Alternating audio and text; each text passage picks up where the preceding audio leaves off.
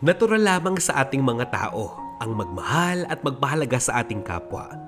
Pero nakakalungkot lang isipin na kung sino pa yung taong nagbibigay sa'yo ng panahon, ng tamang atensyon, yung simulat sa pula hindi ka iniwan, sila pa yung kadalasan nating hindi binibigyan ng pansin. Sila pa yung kadalasan nating winawalang bahala. Pinapabayaan. Isang magandang halimbawa ay kung paano itrato ng ibang mga anak ang kanilang mga magulang. Yung mga tipo ng anak na madaling makalimutan ang pagmamahal ng isang ina. Aminin natin na marami tayong kakilalang ganyan. Yung mga klase ng anak na ngayon, walang utang na loob sa kanilang mga magulang. Abay nakakaya pang iwanan para lamang sa kanilang pansariling kaligayahan. Hay nako Shoni, sigurado ka ba? Kakayanin mo ba? 3 anak mo, grabe ka naman. Ay, nakakaawa ka Shoni. Napakaaga mong nabalo. Pero huwag kang mag-alala. Andito lang kami sa'yo, pamilya mo. Kahit na mahirap lang ang buhay namin ay tutulungan ka namin sa abot ng aming makakaya. Ha? Magsabi ka laang sa amin, ha, pinsan? Ay, ano ka ba naman, pinsan? Okay lang, okay lang. Kakayanin ko to. Pinsan, kilala mo ko. Bata pa naman ako kaya medyo malakas pa ang katawan ko. Titibayan ko pa ang loob ko. Kakayanin ko to. Naunawaan ko na mahirap din ang buhay ninyo. Matanda na kayong mag-asawa at mas marami pa nga kayong anak sa akin eh. Uuwi pa kayo ng Mindanao. Malayong malayo na kayo rito. Kaya ako nang bahala sa mga bata, ako nang bahala sa sarili ko, ha? Ipagdasal nyo na lamang kami. Maraming salamat sa inyong pagdalaw, ha? Kaya ko to. Sagot ni Shoni. Sa kasamaang palad kasi namatay na. Pumanaw na ang asawa ni Shoni dahil sa atake sa puso sa edad nitong 30 pa lamang. Lahi daw nito ang sakit sa puso kaya naman inabot na nga sa bukid. Idagdag mo pa ang napakainit na panahon, pagod na katawan at puyat na isipan. Noong panahong iyon, 11 years old pa lamang ang panganay ni Shoni na si June. Samantalang 10 years old at 8 years old naman ang kanyang dalawang babae. May kapatid naman si Shoni pero medyo matanda na ang mga ito. Bunso pa sa magkakapatid si Shoni kaya naman hirap siyang humingi ng tulong sa mga ito. Mahirap nang basta dumaing dahil sila mismo ay nangangailangan din. Kaya nga naman todo kayod sa buhay ang ating bidang si Shoni. Tuwing Sabado at Linggo, labandera siya sa kanyang mga kapitbahay. Samantalang Lunes hanggang Biyernes, nagiging kasambahay naman siya ng isang mayamang politiko sa kanila. Dati kasi, naging tanod ang kanyang asawa, kaya naman kilala sa kanilang lugar ang kanyang pamilya. At dahil nga bata pa ito, malakas at mabilis pang kumilos, kayang-kaya pa niya ang lahat ng bigat na trabaho.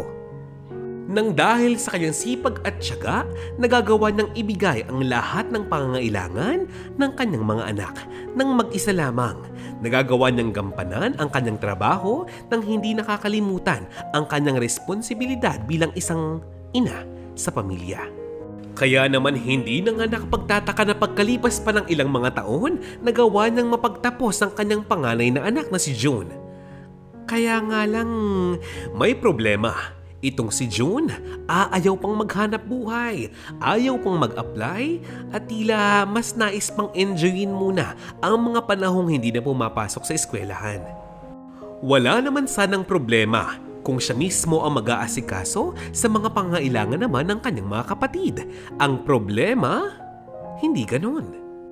Kahit na anong pakiusap ng kanyang inang si Shoni, wala itong ginagawang paraan, wala siyang pagbabago. Mamamahinga daw muna siya dahil deserve naman daw niya yun pagkatapos ng ilang taong pag-aaral.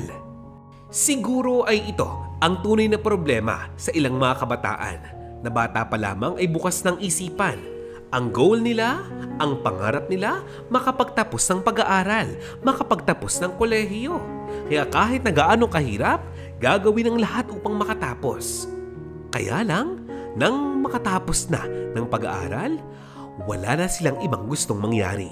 Wala na silang ibang pangarap. Wala na silang goal. Dahil nga para sa kanila, naabot na nga nila ang kanilang pinakamataas na hangarin sa buhay, ang makakuha ng diploma. Wala silang kaide-ideya na ang pagkamit nila ng diploma ay tila ba nagsisilbing panibagong yugto ng istorya. Anak?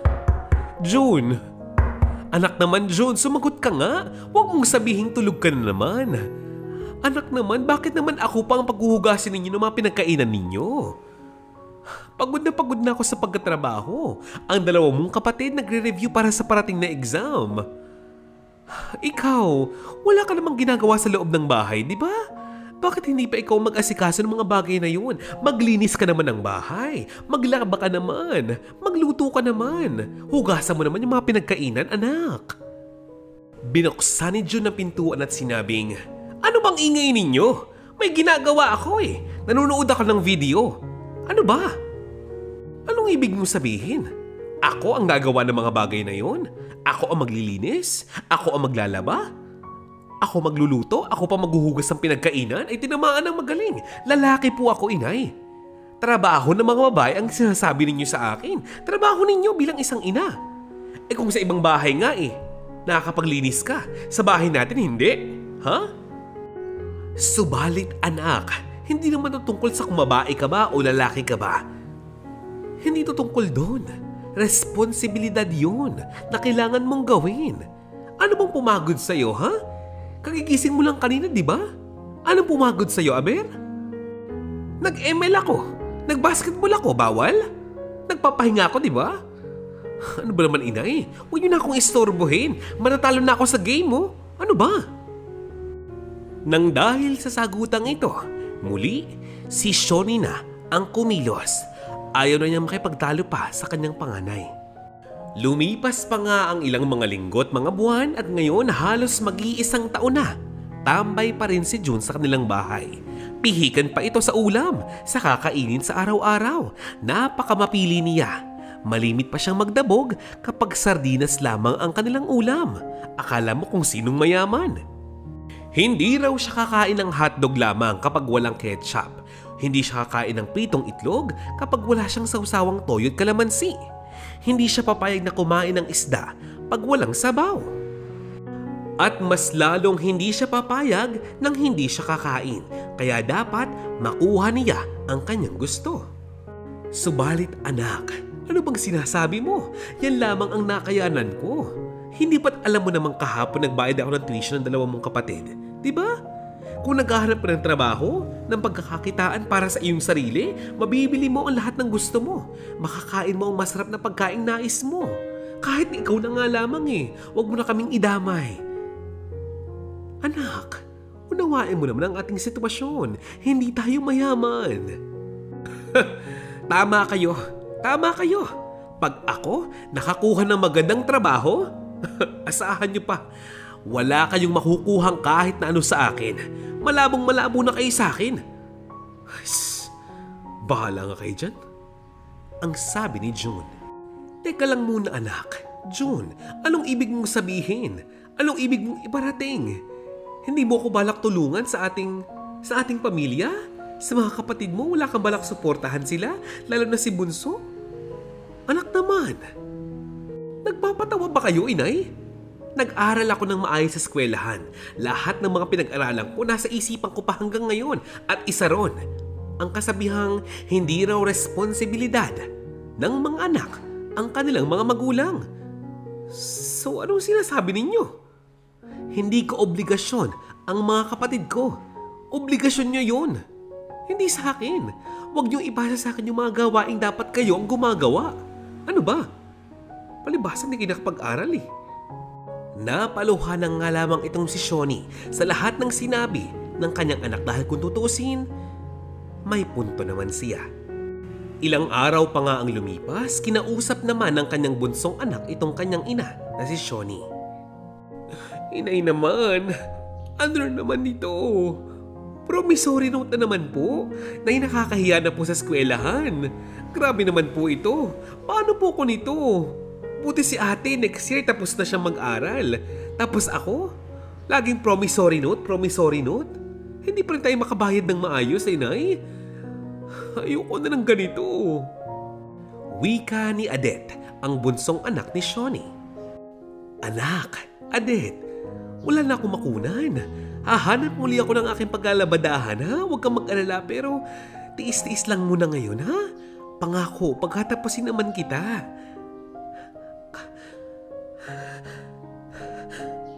Ang sabi ni Shawnee na medyo inaatake pa ng kanyang hika.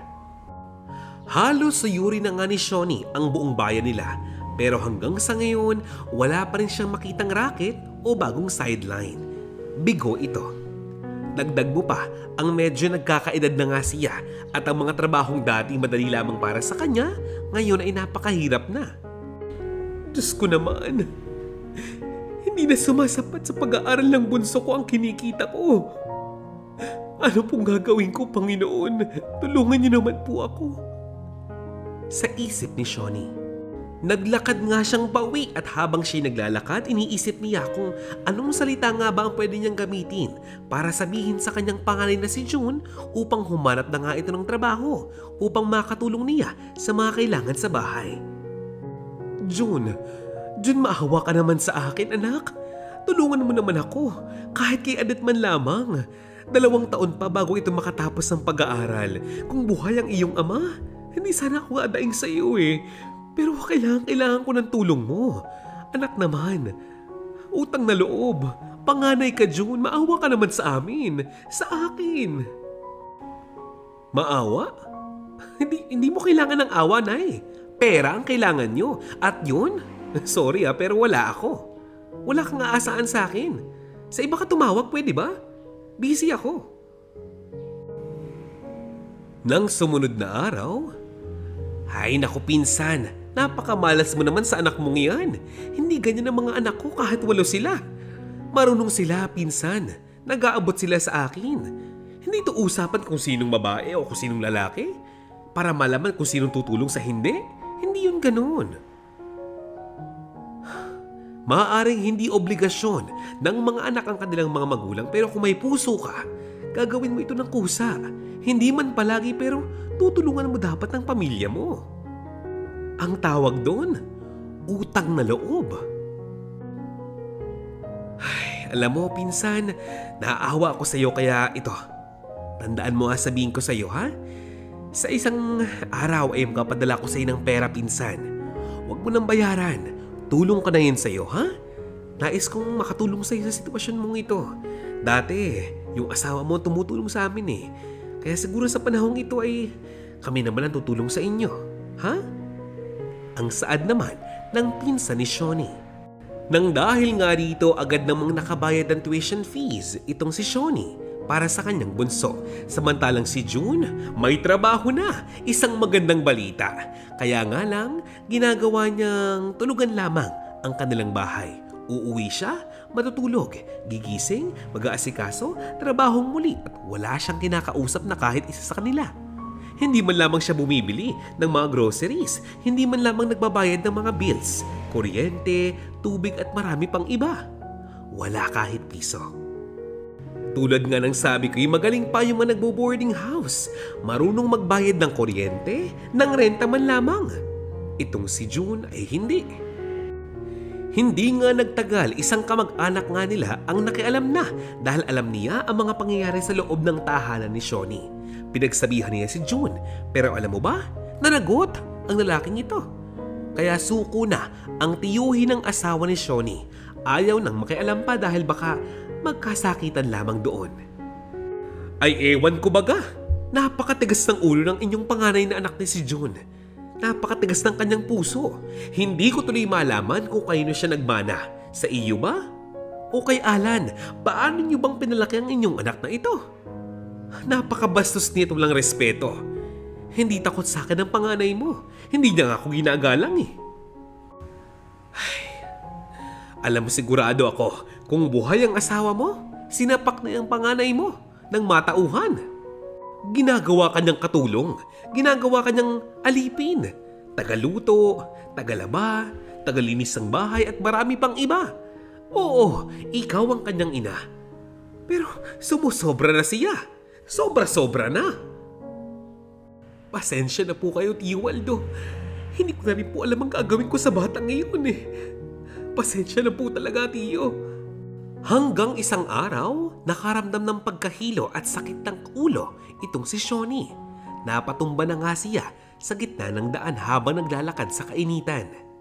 Isang tricycle naman ang nagmalasakit dito at agad siya dinala sa ospital. Sakto naman na ang tricycle driver na ito ay halos kamag-anakan din pala ni Shawnee. Ang ginawa niya, tinawagan agad niya ang mga anak ni Shawnee. Kaya lang lahat ng mga ito ay busy, abala at maraming ginagawa. Nag-text naman yung bunsong anak at sinabing, "Nay, may exam ako eh. Nag-review ako ngayon. Pwede bang mamaya ka namang abala?" Maya-maya ay nag-send ng voice message itong kanyang pangalawang anak sa cellphone ng kanyang ina at sinabing, "Inay, may ginagawa pa po ako sa my school. Gumagawa po kami ng thesis kasama ng mga kaibigan ko. Huwag kayong mag-alala, mag-uuwi po ako ng puto para sa inyo mamaya. Sige ho." Nang medyo kaya na nga ng katawan ni Shawnee, agad niyang kinuha ang kanyang telepono at sinubukang tawagan ang kanyang pangalan na si June. Pero katulad ng inaasahan nating lahat, hindi niya sinagot ang mga tawag na yun. Maya-maya pa'y dumating na nga ang nurse at sinabing, Ma'am, wala po ba kayong bantay ngayon, ma'am? Yung mga gamot niyo po, sino pong bibili?" "Nurse, baka naman pwedeng umalis na lang ako. Baka pwedeng lumabas na lamang ako kasi okay na naman yung pakilasa ko, yung pakiramdam ko. Medyo masakit yung ulo ko pero kaya ko naman siguro." Ang sabi ni Aling Shawnee. "Naku ma'am, I'm very sorry po pero hindi po yun maaaring mangyari, ma'am.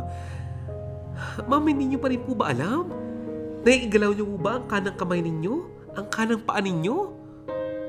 Ma'am, mild stroke na po kayo, ma'am. Baka po sa sunod, hindi na po mild yan. Baka po maging malala na ang atake sa inyo, ma'am. Kaya po sana kahit maghapon man lamang, may mag-monitor po sa inyo dito sa ospital, ma'am." Bigla namang may kumatok sa pintuan ng kwarto ni Shawnee. Pumasok ang ilang niyang mga kamag-anak. Ang mga ito pala ay tinawagan ng tricycle driver na kanilang kamag-anak din. "Ano, Shawnee? Okay ka lang ba? Kamusta ang pakilasa mo? Ang pakiramdam mo? Masakit pa bang ulo mo? Kamusta ang balikat mo? May galos pang mukha mo. Nasaan ba mga anak mo ngayon?" "Ano? Mga abala? Anong abala? Walang trabaho ngayon si June. Anong sinasabi niya?" "Ay naku, Tia Shawnee, kung ako sa inyo, iiwanan ko na yung mga ganyang klase ng anak. Ibebenta ko ang lupa't bahay ko at aalis na ako dito." "Hoy, ano ka ba? Huwag ka magsalita ng ganyan." "Ay naku, Tia Shawnee, masyado niyo po kasi na-spoil yung panganay ninyo kaya ganyan eh. Hindi naman siya ganyan dati pero mga kabataan nga naman." "Maraming salamat sa inyong pagbisita sa akin, ha? Ang totoo niyan, hindi ko talaga alam kung ano bang nangyari. Talagang iba na ang ugali ng mga kabataan ngayon. Hindi ko pwedeng ibenta ang lupa't bahay ko, alam niyo yan. Wala kaming titirahan. Wala silang titirahan. Kawawa naman yung mga bata." Ang sabi ni Shawnee. Nag-ambagan ang mga kamag-anak ni Shawnee upang makalabas na nga ng ospital ito at mabili ang kanyang mga pangailangang gamot. Pero inaabot pa siya ng halos 2 araw doon. Umuwi siyang ni piso, walang laman ang kanyang bulsa. Nagastos din niya. Pagpasok niya ng bahay, "Oh, ang magaling nating ina, umuwi na. Bakit nga ngayon kayo, inay? Alam niyo ba, yang si Andrea, nangutang sa akin ng pera, 2,000 piso. Babayaran daw niya ang kanyang toga. Wala akong magawa kasi wala ka eh. Ha? Ibalik mo sa akin yung pera ko. Saka ba kasi galing?"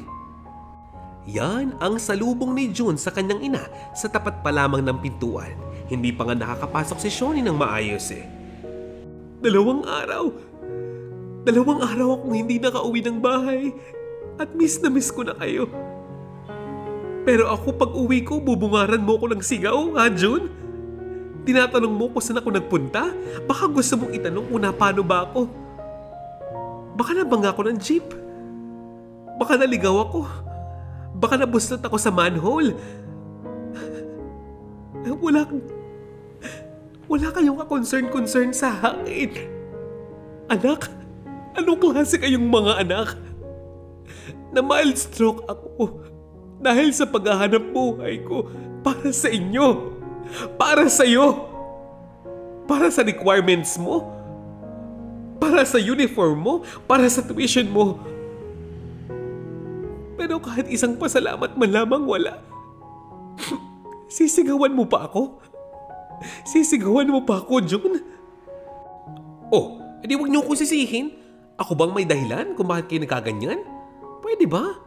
Anong magagawa namin? Hindi namin alam. Ba't ba kayo nagagalit ha? Ha? Ha? Yan. Kasi hindi nyo alam. Pag hindi nyo alam, okay lang na magalit kayo sa akin. Nasigawan nyo ako, nabastosin nyo ako kasi hindi nyo naman alam kung anong nangyari sa akin. Diba? Ganun ba yun? Aba, hindi man lamang humingi ng tawad. Itong si June. Ang ginawa niya, nag-text na lamang siya sa kanyang ina. At sinabing, Inay, yung 2,000 na, balik mo sa akin bukas. Ge. Diyos ko po, tulungan niyo po ako. Tulungan niyo po ako. Sigaw ni Shawnee. Sa pagdaan pa nga ng mga araw at mga linggo, bumabalik na ang dating sigla ni Shawnee at ngayon, balik trabaho na ito bilang isang kasambahay. Alam mo ba, sa pagbalik ni Shawnee sa trabaho, bumali siya ng malaking halaga ng pera. At dahil naaawa nga sa kanya ang kanyang amo, pumayag ito. Imbis na ibili niya ng gamot at ng kanyang pangangailangan, hindi. Ibinayad niya ito sa eskwelahan ng kanyang ikalawang anak upang makapagtapos na nga ito. 1, 2, 3 araw pang lumipas, tumatawag itong si June sa kanyang ina. Sinubukan ni Shawnee na hindi sagutin ito. 1, 2, 3 beses na siyang nag-miss call kaya naman nung ika-4 na tawag, sinagot na nga niya ito. Ano ba naman? Nakasilent ka na naman no? Ha? Yung utang mo ma, ibayaran mo na sa akin yung 2,000 ni Andrea. Kailangan ko na yun. Aba, sadya palang hindi ka makatulog ng dahil sa perang yan, ano? Unang-una, bakit ba akong sinisingil mo? Ako ba ang gumamit noon? Ha, June? Ako ba ang nangutang sa iyo? Pangalawa, kung usapang pera tayo ngayon, kung ganyan din naman ang ugali mo, bakit hindi ka pa mag-ambag ng kuryente natin? Ng tubig? Anak, hindi ko na obligasyon yun. Matanda ka na. Pangalawa, di ba't ikaw naman ang palaging gumagamit noon? Ha? Pag wala kang pasok, lahat gumagana. Nagpakabit ka pa ng aircon talaga? Ha? Panay ang order mo online pero hindi ka nagbabayad ng tubig kuryente? Anak naman. Bumili ka ng groceries nyo kasi kayo naman yung kumakain nun, di ba? Pangalawa, maglaba ka. Maglinis ka ng bahay. Hindi reklamo ka ng reklamo. Puro ka complain. Wala ka namang kinikilos, wala ka namang ginagawa.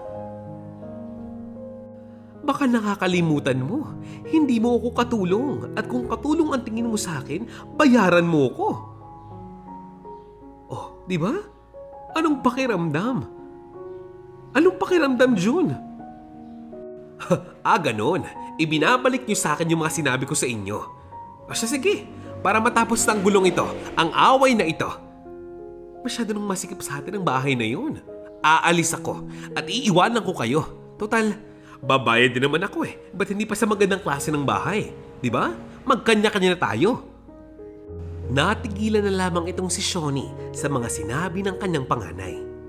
Nang dahil nga sa tulong ng mga kaibigan at malayong kamag-anak, naitaguyod ni Shawnee ang bunso niyang anak. Umaasa siya na sana iba ang ugali ng dalawa niyang anak na babae kumpara kay June. Sa kasalukuyan nga, kaya masaya ito dahil parehong may trabaho na ang kanyang mga anak. Kumikita ng maayos at mukha namang may balak magbigay sa kanya. Lumuwag naman sa gastusin si Shawnee. Pero ang problema, ang pumalit sa lahat ng gastusing ito ay kanyang mga gamot, ang kanyang mga sakit. Taas baba ang kanyang presyon. Ito ang nagpapahirap sa kanya. At sumabay pa ang kanyang diabetes. Kaya naman lagi na lamang itong nasa bahay at hindi na nga siya makapagtrabaho. Kung tutuusin, may lupa't bahay naman si Shawnee at hindi alam ng kanyang mga anak na ang kanyang asawang si Alan bago pumanaw ay binili pala ang malawak na lote sa kanilang likuran. At ito ay pinangalan sa kanyang mahal na asawa na si Shawnee. Sa puntong ito, ano nga bang saysay ng malawak na lote kung wala ka namang pera, kung wala kang pangangailangan, di ba? Gusto man niyang ibenta ito noong gipit na siya? Iniisip niya palagi, paano sa kinabukasan? Ano ang kanyang pag-aari? Paano kung kailanganin niya ito sa mas mahalagang sitwasyon? Sa mas mahirap na sitwasyon? Hay nako pinsan, alam mo magaling pa ibenta mo na yung lote mo. Ang itira mo lamang yung para sa bahay mo. Okay na yun. Kailangan mo ng pera sa ngayon. Hindi ba? Ang mahalaga naman may lupa at bahay ka. Yung malawak na lote na yan, hindi mo naman kailangan yan. Matanda ka na pinsan. Hindi mo magagamit ang lupaing yan. Oo nga pinsan, pero paano ako? Paano kapag solo na ako sa buhay ko? May sakit ako ngayon. Matagal ko nang naisip yan pero kung ginawa ko yan noon, paano ko sa kinabukasan? Paano sa hinaharap, di ba? Baka nasa kali na ako. Baka ubos na ang pera ko agad ngayon. Sa ugali ng mga anak ko, pinsan, palagay mo ba magtitiwala pa ako sa kanila? Ha? At ngayon nga, tapos sa pag-aaral ng kolehiyo ang kanyang 3 anak samantalang siya ay may malubhang karamdaman, mag-isa sa buhay, mag-isa sa bahay. Araw-araw na nga lamang niyang binabalikan ang kanyang mga lumang alaala kasama ang kanyang mga anak nung bata pa at ang kanyang mahal na asawa. Paminsan-minsan meron pa rin siyang mga kamag-anak na walang tigil sa pagpapayo sa kanya at walang tigil sa pagpapangaral sa kanyang mga anak. Ikaw bagay hindi nag-iisip. Kalalaki mong tao, Jun, papabayaan mo ang iyong ina? Anong klase kang panganay? Ginawa niya ang lahat upang makapagtapos ka ng pag-aaral tapos ito ang ipapalit mo sa kanya? Samantalang kayong 2 babae kayo.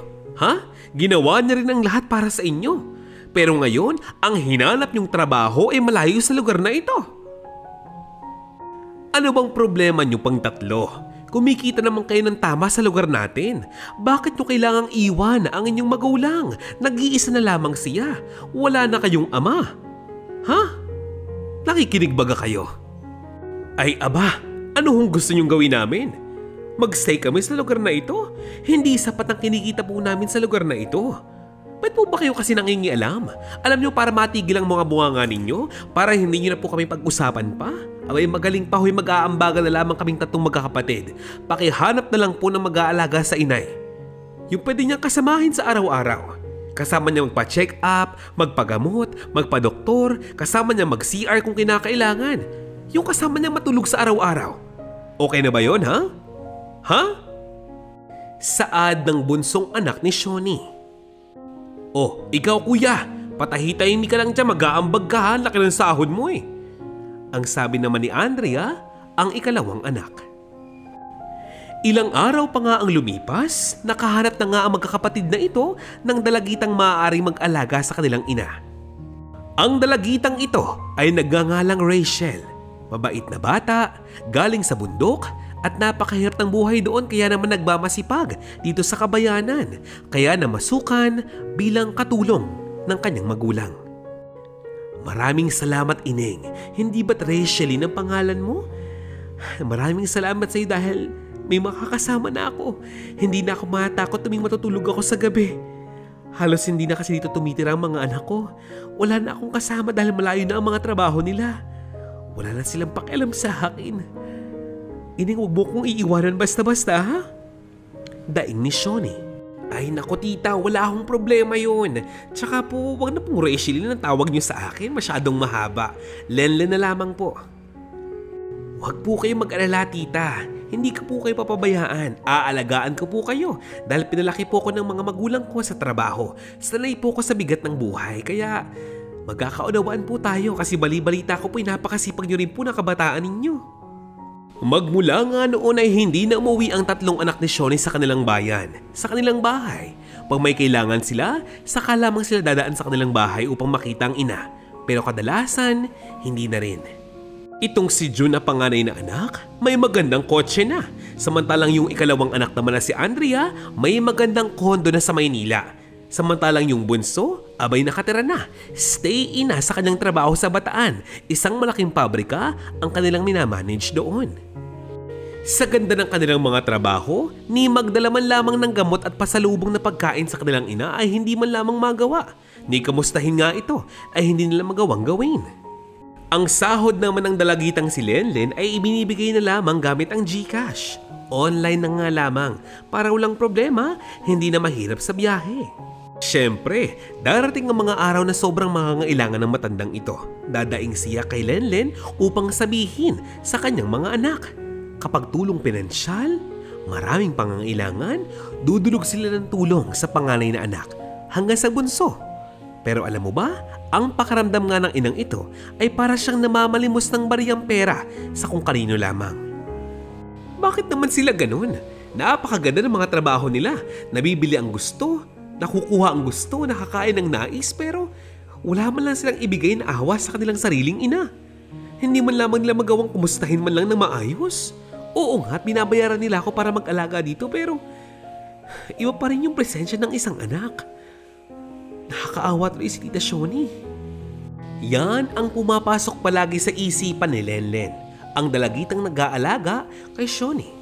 Dumaan pa nga ang ilang mga buwan, itong si Shoni ay labas-pasok na sa ospital. Hindi na nga nagpapakita sa kanya ang kanyang 3 anak. Balita nga niya, itong si June may asawa na. Nasa abroad na ang kanyang pangalawang anak, samantalang ang bunso, hindi na rin niya malaman kung saan parte ng Pilipinas naglalagi.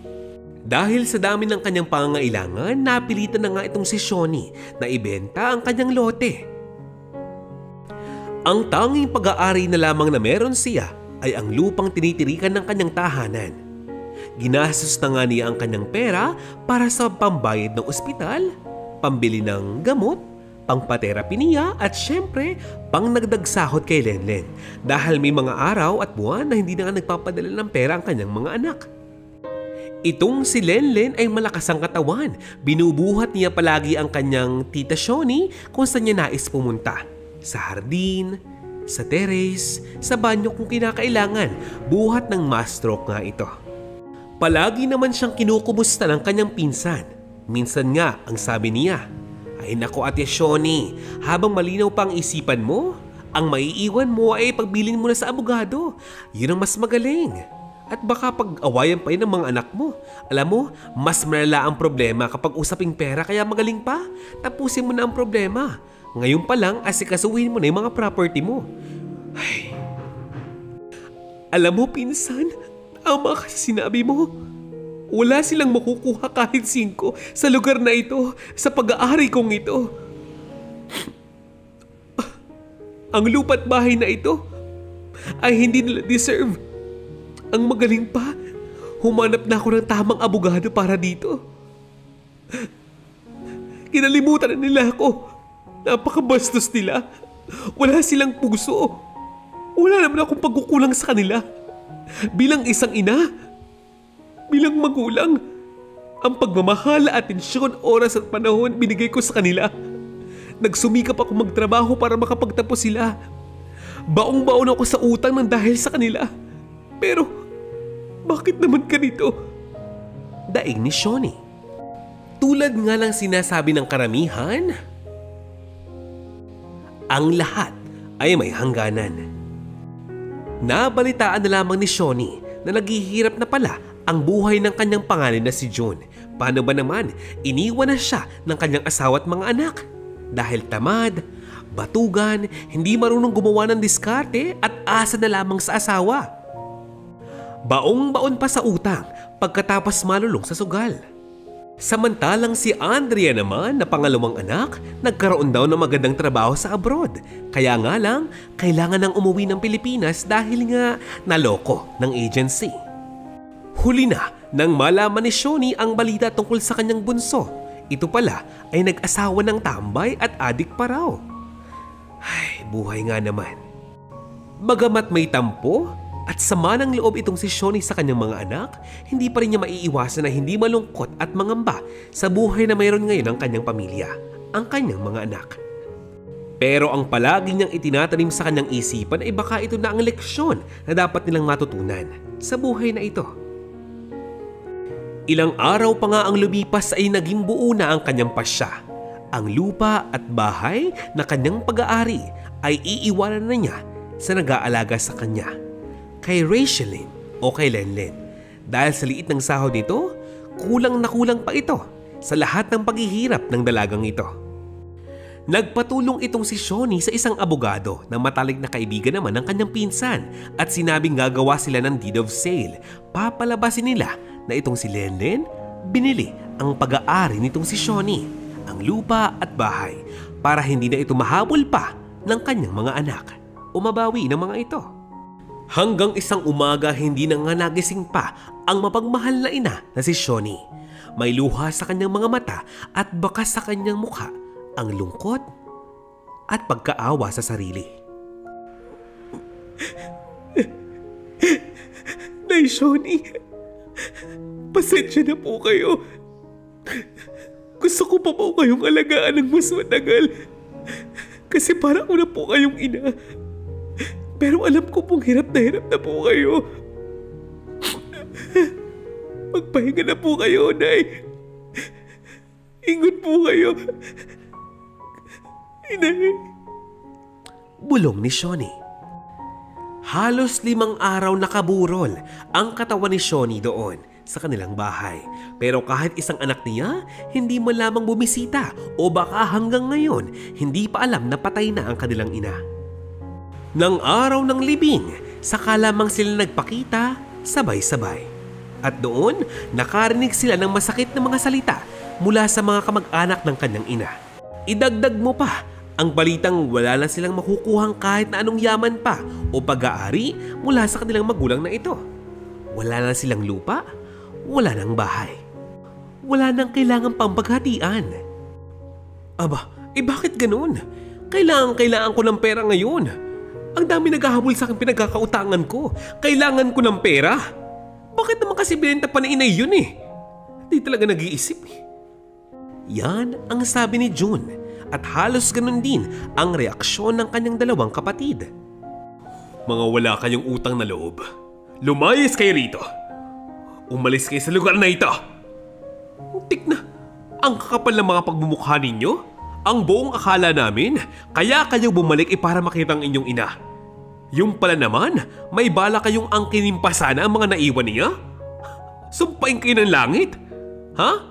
Hoy, wala na kayong pag-aari dito. Maaari na kayong umalis. Lumayas na kayo rito ngayon din kasi kung hindi, ipapapulis namin kayo.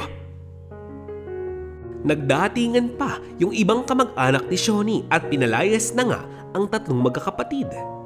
Magkahalong saya at lungkot naman ang nararamdaman ni Lenlen habang tinitingnan niya ang tahanang ibinigay sa kanya ni Aling Shawnee. Sa puntong ito, nangangako nga siyang pagyayabungin pa niya ang pag-aaring ibinigay sa kanya ni Shawnee.